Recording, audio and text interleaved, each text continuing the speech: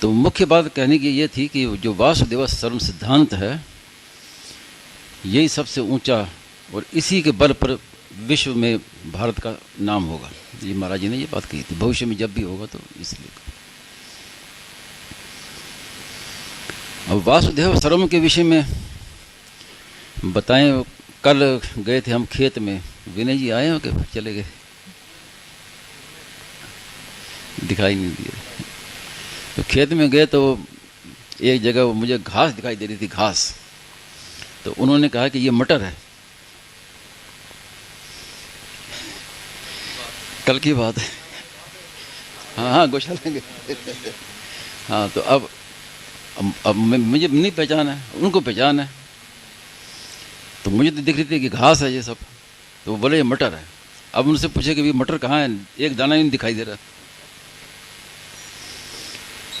लेकिन उन्होंने कहा, मैंने मान लिया, तर्क नहीं किया। नहीं तो कह सकते थे कि कहाँ एक दाना मटर नहीं, मटर कैसे हो, ये तो घास गायों की खाने की चीज़ है। तो क्यों मटर है कि पहले भी मटर था और बाद में भी मटर ही इसमें आएगा, तो इसलिए बीच में भी उसको यही कहते हैं ये मटर है। स्वामी जी ने गेहूं को उदाहरण दिया, घास है, घास दिखाई देती है, तो वो जो जानकार है किसान, वो कहता है ये गेहूं है। अब गेहूं को एक दाना दिखाई नहीं दे रहा, लेकिन ये गेहूं है। तो ऐसे ही पहले भी परमात्मा थे, सृष्टि के आदि में उन्होंने रचना की, और अंत में भी शिष्यते शेष संज्ञा, अंत में भी परमात्मा ही रहेंगे। तो बीच में भी सब कुछ परमात्मा ही है। ये इसका दृष्टांत। आदा बनते च यन्नास्ति वर्तमाने भी तत्तथा, बीच में भी वही है।